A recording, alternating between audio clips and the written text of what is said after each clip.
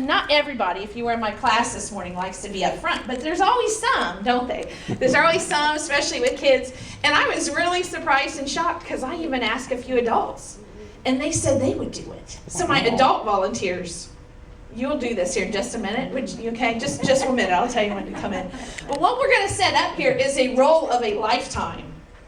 This is the absolute, thing that everybody is wanting to do. Let's just pretend you guys have all been to the audition, whether you wanted the role or not, okay? And these are the ones that were called back, and they know this is going to be a big deal. Because this is going to be the retelling of the feeding of the 5,000. And this is huge. All right, so all you people out there, what's going to happen here? Who's it going to be? Who am I going to get cast as? My name in lights, right? It's going to be Broadway. So the two adults that told me that they do, you don't have to hide. I won't make you come up. If my adults that said they would come on up. All right, so we got two. Isn't that amazing? I just knew the kids would do it, but I am so excited. So come on up here. All you're going to do is just read a card when I tell you. We got 1 through 7, so I'll let you be number 1, okay? You said it was easy. It's easy. You're going to be number 2. So I need 5 more volunteers. Now look at this. Everyone in this room should be taking notes. Look at this. Look at this. So excited to be a part of this. And they don't even know what they're going to do yet. Oh my goodness. Okay, 3. She's got her hand real high. Come on in here. Just stand beside her. 4. We better get some boys or they're going to be mad at me. They'll think I'm sexist. All right, get 5. Let's make Brendan do this. 6. I like your pink shirt. I'm going to make you 7, okay? All right, but here's the thing. I'm sorry to tell you, you did not get the lead role. The lead role, you got the second major important role in this storytelling, okay? But the first one is Jesus, and Jesus has been typecast. Because we work well together, he just does what I tell him, and he's awesome. All right, Jesus. Jesus doesn't even really have to say anything. He just kind of stand behind them there.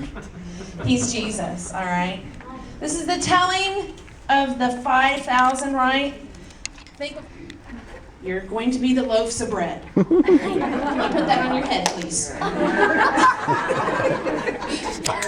you go. I'll get one. It was fresh earlier, so it's just been sitting out for a while. Now I know you're all jealous that you want to be on this lead cast here. It should fit, unless you have a really big head. But. Andrew. Style right now. It is in style? Yeah. Awesome. I wear it at school all the time. Cool. All right, well, it's in style, right in style here. Well, here's what, it could have been worse though. Oh no, it's already happening, falling apart. Okay, you gotta hold it there with your hand then. Okay. This is what we were doing to not make money, or not to spend money. I didn't want to do hot glue guns, just kind of hold it there, okay? It could have been worse. I could have made you be like the California Raisin, remember them? Where they sang and danced. Or I could have made you come up here and be Fruit of the Loom guys. Right? That could have been worse. All right, why are they the second most important thing? Because they were multiplied, right? The little boy came with what he had, and if it wasn't for them, just lucky I didn't make you do fish. If he'd had fish for one of these meals, I'd had two or 3 fish up here, but we didn't have any fish. But they're the loaves, right? The second most important role. And Christ prayed for them. Let me read you the story just in case you forget it, okay? Wow, the bread's rolling. All right, so just you'll remember. In those days, when there was again a large crowd, and you've had nothing to eat, that's really not true. They fed you really well all day today, but we're going to pretend. Jesus called his disciples, and he said to them, I feel compassion for the people because they have remained with me now for 3 days. Can you imagine? 3 days, and have had nothing to eat. If I send them away hungry to their homes, they will faint on their way, and some of them have come from a great distance. And his disciples answered them, where will anybody be able to find enough bread here in this desolate place to satisfy these people? Because remember, he gave them the job to go find it, and they're just like, what are we supposed to do? And he was asking them, how many loaves do you have? And they said, 7. I'm kind of paraphrasing this, okay? The little boy. And he directed the people to sit down on the ground, and he took the 7 loaves, and he gave thanks, and he broke them. And he started giving them to the disciples to serve to them, and he served them to the people. They had a few small fish, and after he had blessed them, he ordered those to be served as well. And they ate, and they were satisfied. And at the end, they picked up 7 large baskets full of what was left over of all the broken pieces. This was kind of unprecedented. There was only really 2 times that Jesus prayed like this. One was before he asked for Lazarus to raise from the dead.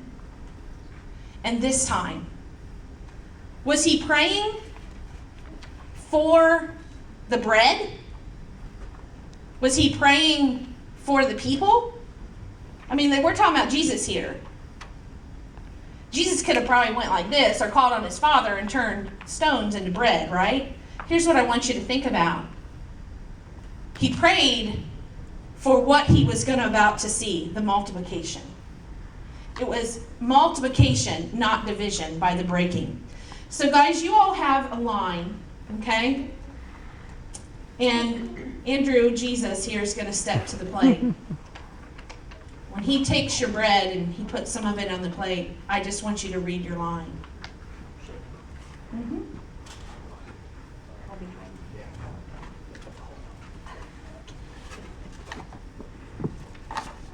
What are you doing?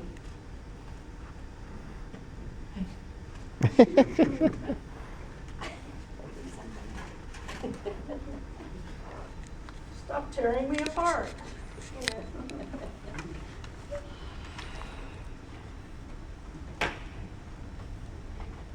I can't take this anymore.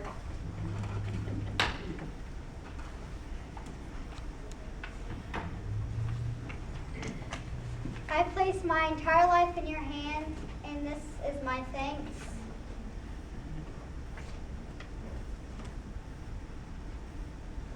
You're messing up my hair.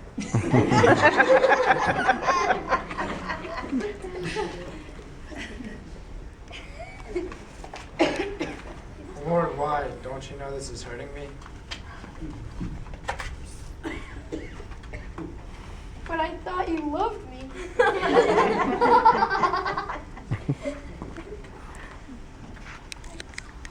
It's funny when they stand with bread on their head, isn't it? It's not funny when we feel like the bread that's breaking. Right? When God calls you to stay in there, when you're ready to quit, and you got that kid that won't listen, or that boss you can't stand, or that church that you're like, are you kidding? I got to serve again. You mean I got to do the nursery again because nobody's volunteering? You mean I got to come to Northeast Conference? I got to clean up tonight? Don't you hear me? Don't you see me? Can't you see my pain, Lord? Is this my thanks? He didn't have to break the bread to multiply it. He could have commanded the bread from stones. But what you're seeing there is a kingdom principle, right? A kingdom principle of faith, vision, gratitude, and growth. And he still calls us to that today. Only we are the bread in that supporting role. We're supposed to be used up, poured out to the last drop. For why? For those that come behind us. For the 5,000 that he's wanting to feed. We talk about a messy church and messy evangelism. That's exactly what we're seeing. That we're willing to keep doing the things that nobody else wanted to do on a Saturday night and serving in those roles. Doing all those jobs in your church and being that light in your neighborhood. That's what this is about. You can put your stuff in there. Thank you, guys. Give them a round of applause.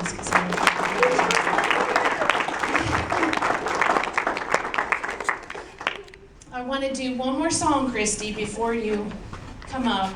Sorry, there's bread all over the floor. It truly is multiple. But it's messy, right? Is that the theme of the service?